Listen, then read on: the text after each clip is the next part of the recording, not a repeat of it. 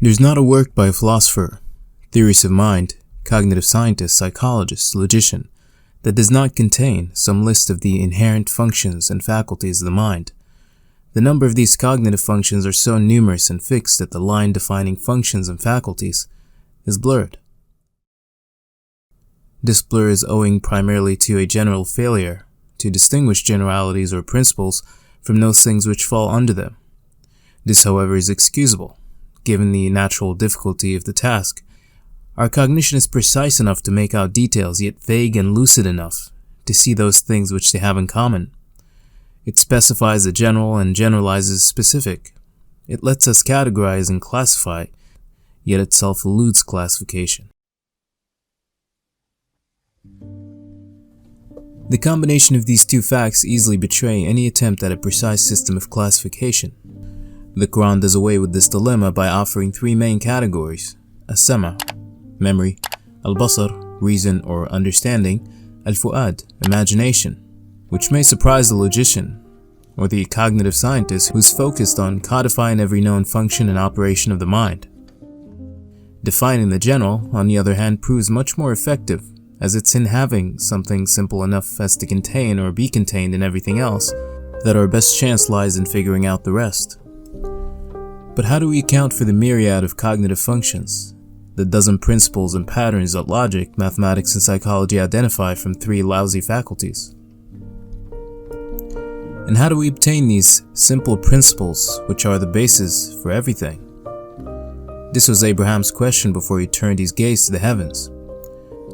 What's the most truthful and self-evident thing that one could think? A truth not self-evident in the same way as a sensation is, but something for which no more proof is needed than has been obtained. What's stronger in evidence than a sensation? A thing seen, a thing heard, a thing touched. How about something which makes those things possible? And possible not in the sense of having formally created them, though this is often enough, but possible then, as one perceives a sensation. What Abraham was questing after was something more than a proof. He wasn't looking for something to be seen, to be exact, though it's what he started off with, but for the real, the thing in itself that Kant deemed impossible to realize. Interestingly, it's Hegel, among the early modern thinkers, who provides the basic and most reliable formula by which to see what Abraham saw. Self-consciousness, he says, achieves a satisfaction in another self-consciousness. Neither the constellation he saw, the luminous moon, nor the beaming sun, which in their dynamic operation symbolized the very mind and consciousness, were the object, since they, as Abraham exclaimed in frustration, are transient and ephemeral, aren't always visible to us, since they tend to not be in our mind all the time, imposing as they can be when we are made aware of them. Abraham was expressly looking for that which our minds can never not be conscious of. That's always the object of our attention. Kant, who influenced Hegel, held that our knowledge is limited to phenomena, which are the objects as they appear to us through our senses and are processed by our mind's categories. By contrast to noumena, or things in themselves, are the actual objects that exist independently of our perception. Kant's thing in itself, Hegel's absolute, Plato's the good, Aristotle's unmoved mover, are all analogous and expressed in the same fundamental fact: the existence of transcendental, irreducible ideals reached by reason at the end of a long search is eventually established, but established as noumena, as no more than indices or coordinates, i.e. concepts incapable of being known in themselves, but only inferred from the nature of experience, that is, to aim at nothing but the conditions of the unity of empirical knowledge in the synthesis of appearances. Neither the sun, i.e. the unity of knowledge, the ultimate reality of things, can catch up to the moon, i.e. the faculties by which the unification of knowledge and the synthesis of reality is made possible. Nor can the night, i.e. reasoning, analysis, thinking, outpace the day, i.e. understanding, apprehension, realization. For if they did, there would be nothing for the understanding to understand, and nothing for the unification of knowledge to unify.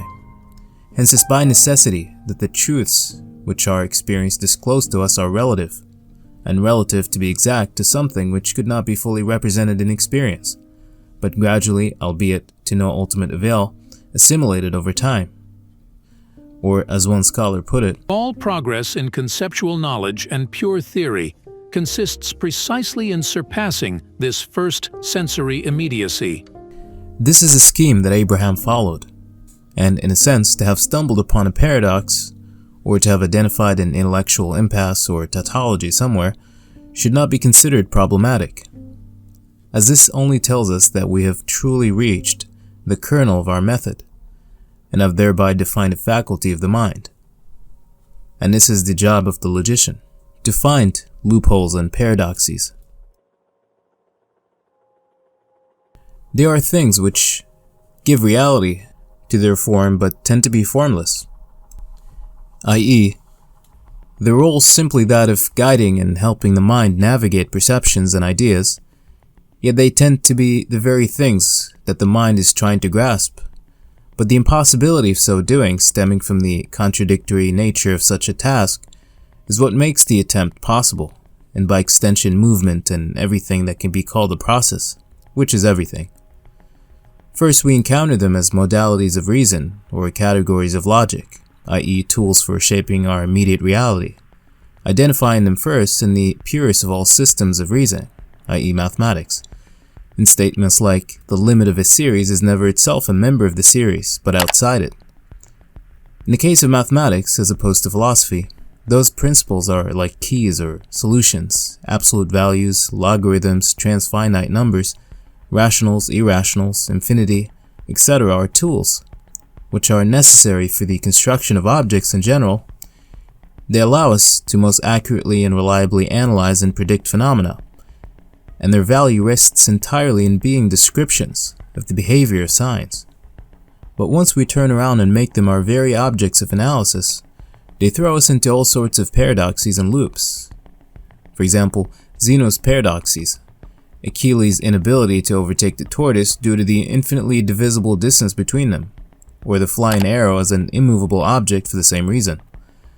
The Epimenides paradox, which goes, all Cretans are liars. If Epimenides, a Cretan, is telling the truth, then he must be lying since he's a Cretan. If he is lying, then not all Cretans are liars, which would mean that he might be telling the truth. The ship of Theseus. If we took a ship and kept replacing its parts, is it still the same ship? This installment of classical paradoxes are foundational to Western philosophy, and have proved instrumental for the development of science. To have been instrumental, they couldn't have been solvable. They continued to resurface, though like the ship of Theseus, not in the form in which they first appeared. Imagine a town with a male barber who shaves all and only those men in town who do not shave themselves. Does the barber shave himself? Supposes he does. A contradiction arises where he should not shave himself, because he only shaves those men who do not shave themselves. Suppose he doesn't shave himself. According to the rule, he must shave himself, because he shaves all men who do not shave themselves. This paradox was introduced in the context of Frege's logic, and fatal though it was deemed at the time to Frege's logic, it actually proved useful in hindsight, showing where the latter's work needed improvement. The theory of types was thus introduced by Russell and elaborated in the Principia Mathematica, which he co-wrote with A. N. Whitehead. It's against this backdrop that Gödel's incompleteness theorem emerged, and what Russell's paradox did to Frege's system was now being done to it by the incompleteness theorem. The theory of types that was designed to prevent self-reference and where a set could only contain sets of the lower type and not themselves, such that the barber's rules could not apply to himself, was now subject to the very paradox which it purported to solve. Principia Mathematica, a work that was tailored to provide a comprehensive foundation for all mathematics using a formal system based on logic, could not prove its own consistency. It's not a surprise that Gödel was friends with Einstein, author of the 1905 paper on the electrodynamics of moving bodies, where the theory of special relativity was first introduced. It's here where the concept of reference frames as very simultaneous interpretive frameworks that describe the movement of one and the same object was postulated. Here, no priority, rather no formality, was ascribed to any particular axiomatic system that would make it susceptible to Gödel's incompleteness theorem, as special relativity deals with multiple simultaneous systems of reference, any of which elucidates the other. A perfect compendium wherein the logical shortcomings of one is another's solution and vice versa. In this context, Russell's and Whitehead's theory of types would simply be one of many perspectives of reference frames, a special case in a much more inclusive analytic scheme, and Gödel's theorem would be another, as well as Zeno's and Epimenides, and so on. This system, call it a concinnity, is one the development of which would allow us to know which system to apply to which, a system that would solve Gödel's theorem and prove that such a system exists that's consistent in itself, that could prove the truth of every one of its statements. And since the value of any given system of reference is found in the way it's applied and the way it helps us to construct objects of experience, then we can easily add to this that those objects of experience are simply other systems of reference, viewed from this or that system of reference. That a perspective is a solution of some sort to another's parochial perspective. Here we have a complete system compactified by the formal interdependence of its constituent elements. The Quran gives us a clear case of this in a chapter titled Yusuf, chapter 12. O Father, I saw 11 constellations and the sun and the moon prostrating to me. The significance of this verse lies in the meaning of 11, which, drawn from the Quranic conception of number, stands for an exponent, meaningful both in the mathematical as well as the linguistic sense. Its meaning is constructed out of the terms ahad, which denotes a representative or exponent, and ashar, meaning 10. And 10 in the Quran signifies a state of completion, but completion in the sense of being modular, or modularity, of something consisting of separate parts that, when combined, produce a whole. Now, if we combine the two, ahad and ashar, we get a mir, or a mereological unit, i.e., a part of a whole. The term ahad emphasizes parthood, but when used in the context of experience, come to mean exponent or representative of a whole. So what does it mean that Yusuf saw 11 constellations? It means that he saw a microcosm, the great in the small, the many in the one, that is, a state of perfect modularity, but specifically as pertains to the faculties, as his career path would later reveal. This may be explained by analogy to the concept of methodology or doctrine, something that one possesses that allows him to know how to react or treat certain situations or problems, which is the Quranic meaning of ilm or phronesis. This can be ascribed to mathematics, a system general enough as to allow us to count objects, solve complex statistical problems, even interpret the motion of objects that we can't even see, like light and magnetism. A stronger, more explicit case of ahad ashar is found in the Leibniz chain rule, a method for finding the derivative of a composite function. If y is a part of u, and u is a part of x, then by extension y is a part of x. This rule explains verse 4 of chapter 12, and gives us the gist of what Joseph saw, and is an abstract way of defining mereology. If we could reduce mathematics to a finite set of principles, even if the number of those principles is 100, the expression ahad ashar would still apply, because number in the Quran is qualitative, not quantitative. It refers to states of being, to order, relations, compositions, processes, irrespective of quantity, since quantity, as Bertrand Russell put it, has lost all mathematical importance which it used to possess, owing to the fact that most theorems concerning it can be generalized so as to become theorems concerning order.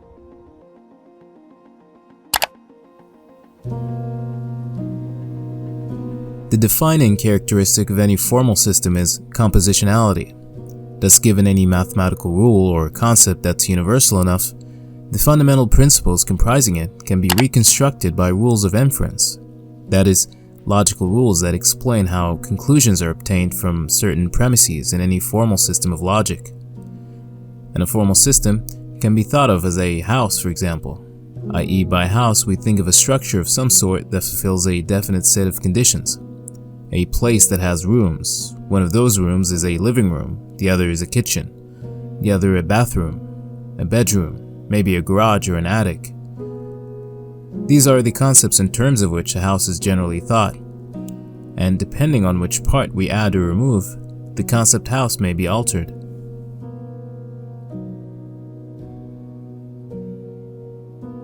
Whoever comes with a good deed will be rewarded tenfold. In such a verse, tenfold is usually thought of in the quantitative sense, i.e., the deed times 10, or instead of, say, $1, you have 10. But as regards this verse, this is only approximately true. In actuality, tenfoldness means that the thing is scalable or exponential. Thus, a good deed, say a donation or any charitable act, is not simply multiplied by itself 10 times and that's it, but rather grows and continues to grow in proportion to its long-term effect. The true measure of such deeds lies in their scalability and their ability to foster long-term growth and prosperity, like an investment for which you continue to reap the benefit for as long as the thing lasts. Only that such an investment in the context of the verse is subject to continuation long after the person's passed. Thus, the Quran encourages us to think in terms of mathematical logic, being itself built on mathematical logical principles. In defining number qualitatively, it directs us to think about things not as self-evident given objects, i.e. accidents, but in terms of constructions, sequences, performed by our minds in a manner that's totally unbeknownst to us. أَفَلَا تَذَكَّرُونَ? Will you not be mindful? Tadhakkarun here is the same word used to mean male, dhakar, as a constructive and sequential process. What makes the term morphologically valid as both a form of thought as well as a gender description is the common underlying property of reproducibility or autopoiesis. And this is clearly shown in the chain rule that we've just referenced. Inasmuch as the male, the biological repository and seedbed for the genetic material of a species, so is the thought the seedbed for all its presuppositions, i.e. how we arrived at it, and implications, i.e. all its connotations. Thus God indirectly asks us to think things through and not settle for what seems to be. Thus what we said about rules of inference, those which make up the subject of propositional and formal logic, is contained within the one expression dhikr, and the rules by which to conduct this form of thought is the same one that's treated in the disciplines of logic. Given an object, say a house, we're asked to perform an abstraction of it, so that its value is deepened by no longer thinking of it as given. What we've done here is to think of house as a modularity of various facets, subsuming it under a system of rules. The fact that these given objects are indefinite, i.e. require elaboration, says one scholar, means that in them are nested features that are the real psychological material for the assimilation of what he calls the scientific concept. Thus the given objects, those words we use to not even denote but designate things, are but a shorthand pointing to deeper, more inclusive conceptions. This is the kernel of verse 4 of chapter 12. Objects are ascribed the form of permanent modularity, an immediate first principles approach to all manner of things. Having established this, all else can be derived either granularly, by differentiating in the object progressively finer details of it, or coarsely, by defining the building blocks that make up the object, all of which can be made out of that simple foundational rule of thinking of things as shorthands. The Quran has a myriad of terms by which to designate every critical stage in the progress of thought. For instance, In our active construction of concepts, the commonly used term is ينظرون. ينظرون, observing or observation, cannot be adequately made sense of without comparing and differentiating it from the terms يرون and يبصرون, perception and understanding, as these terms are closely related in such a way that they make up a series or spectrum, scaling the degree to which objects of experience relate to our faculty of understanding. This of course presupposes a criterion implied by the notion of dhikr. It's the scope within which our understanding of any particular object is encompassed, or the constancy, as Cassary put it, an all-round differentiation of the presentational content signified by a definite word. The broader the context in which we view something, the better we understand it. A difference must therefore be made between perception, i.e., immediate sense data, analysis or observation, and comprehension or understanding. This verse here cites the faculty of basar specifically, as it's the basar, the understanding, not the observation or the perception, which are medial, that's called in to grasp these high principles and the machinery of the universe at large. Analysis or observation pairs with nazar or yanzurun, perception with yaroun or ru'ya, understanding or comprehension with basar or yubsirun. We start off with these transient and accidental sense impressions and transition to their observation and analysis, and finally to their comprehension or understanding. Here, and in conformity with the notion of modularity, no supremacy is given to any function over the other, i.e., neither the understanding, embodied in basar, is stronger than any of the other two faculties, nor perception, embodied in ru'ya, weaker than the others. Each, as God put it in chapter 36, persists in its own course.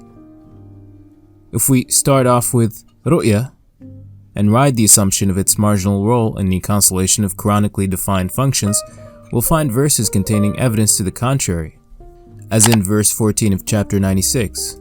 Clearly, perception, if we can call it that, is not a marginal or weak function, but rather the inception of an idea, an opening function that makes way for the others. It's therefore the most immediate and, by the same token, the least differentiated of the three perceptual functions. Hence the same word is used to describe dreams, which makes sense being that dreams are nebulous and inexact, like any object when first intuited from the stream of consciousness. The import and value of ru'ya is doubled when, in the nebulosity of the data in whose determination it specializes as a function, a considerably large space is left vacant as to the scope of meaning that a given sense datum can hold. This condition is permanent, however complex our formulations, however advanced our knowledge, so long as every limit reached can be made a postulate for another, more differentiated formulation of it. Ru'ya is functional at every level. Besides this, we see that every proposition, every judgment we make with respect to an object contains all these functions simultaneously.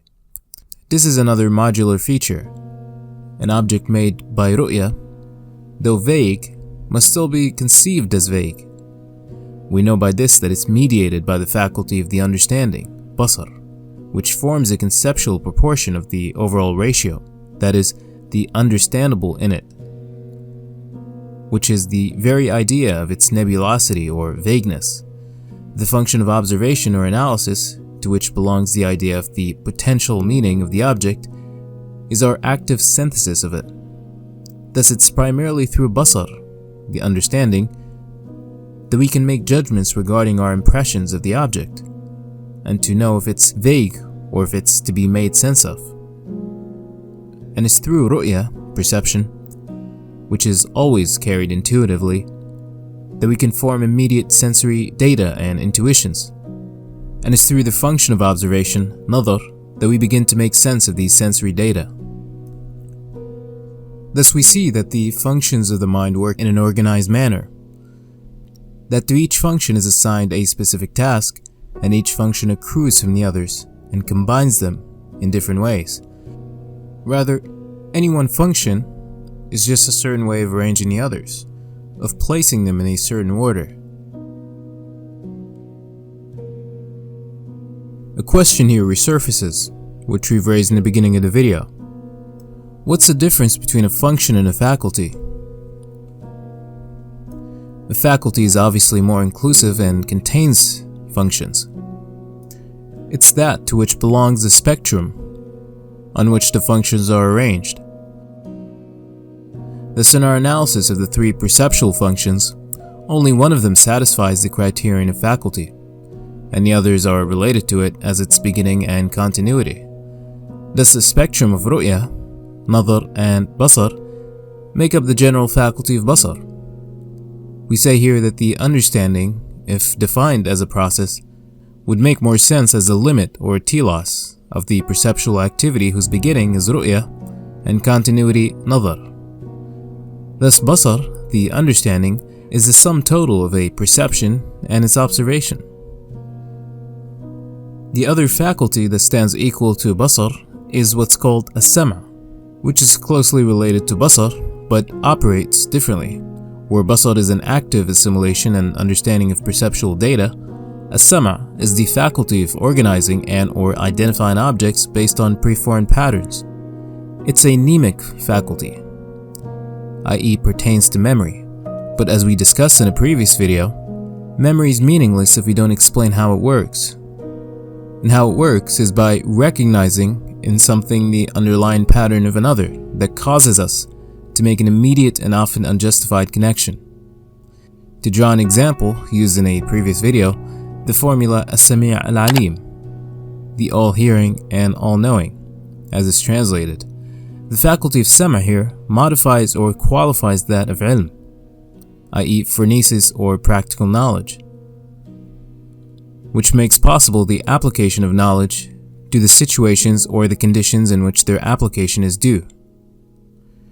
This process runs contrary to induction or abstraction, where we generalize a concept so as to understand it at a more general level, that is, to go from the particular to the general.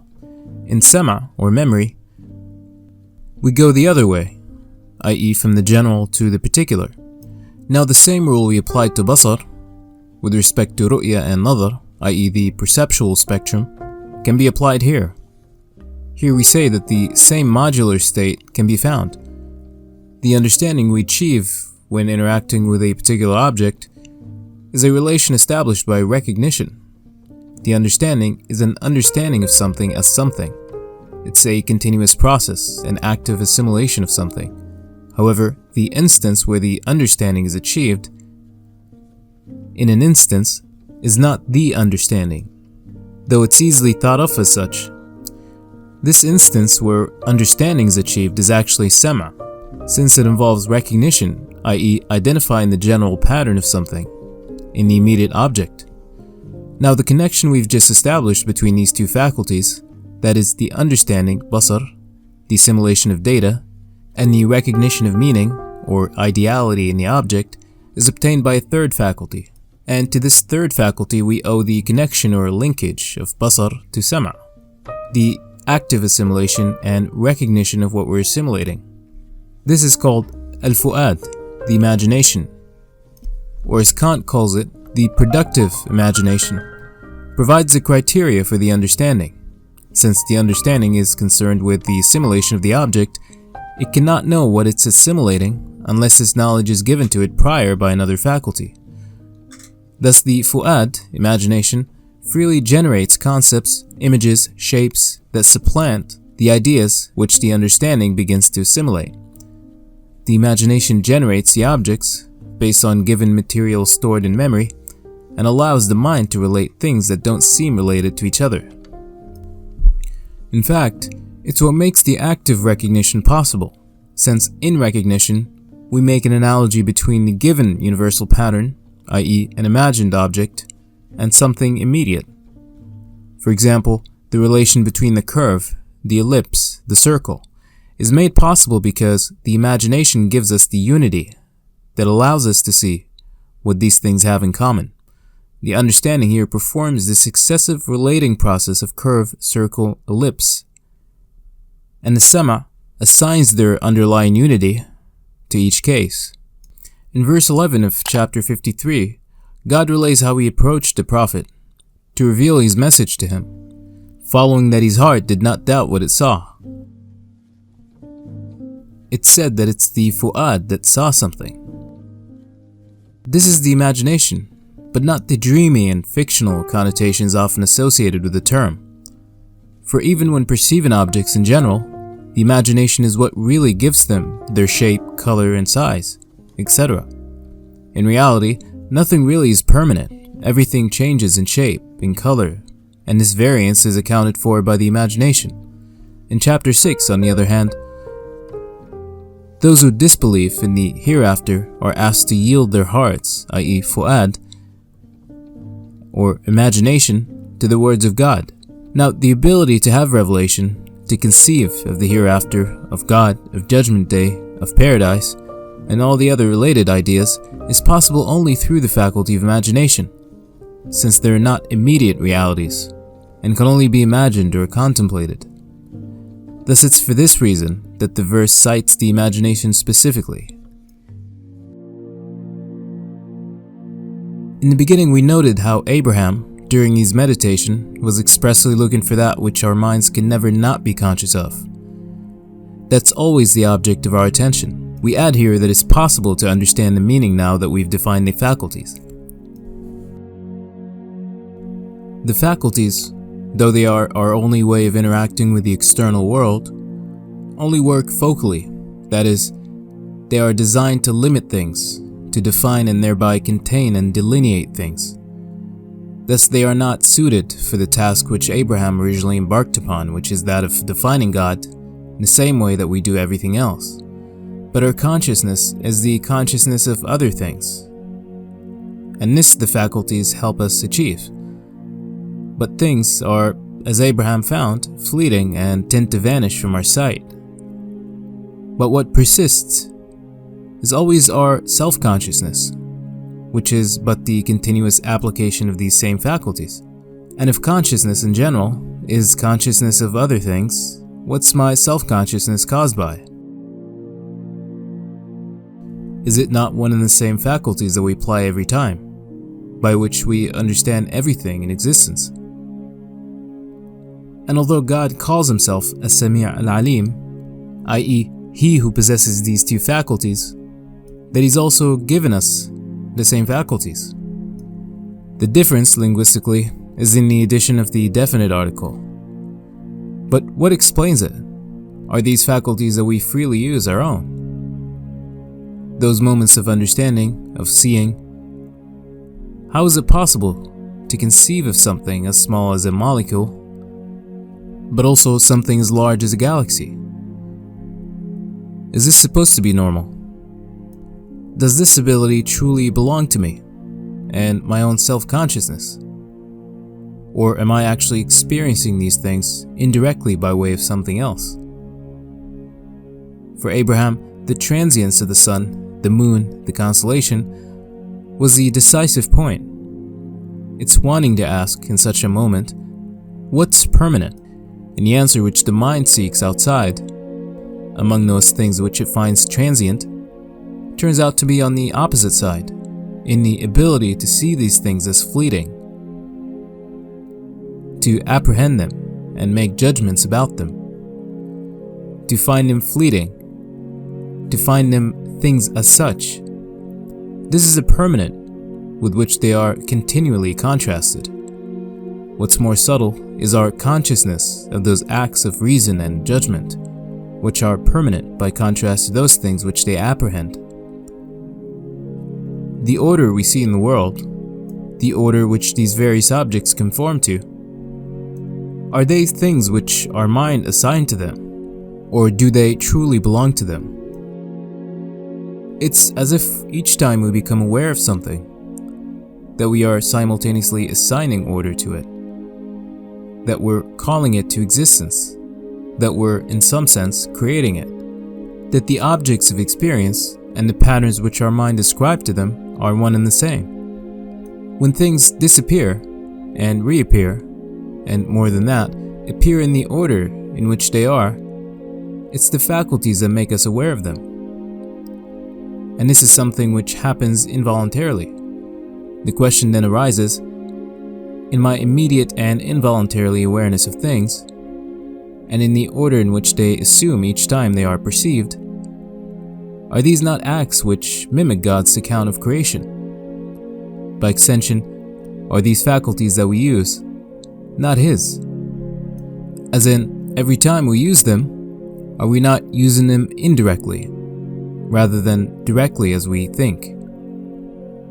That perception is His perception, that comprehension is His comprehension, that we experience through Him.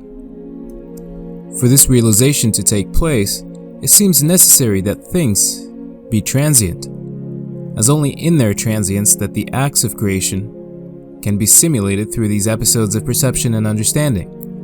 Do not the ways we construct these objects of experience, the intentional and schematic nature by which we do so, point back to a source, a creator, whose scheme of creation we relive each time we use our faculties? Thus that which limits things cannot itself be limited, and this is something which these moments of understanding achieve, that give the contrast required to see what Abraham saw.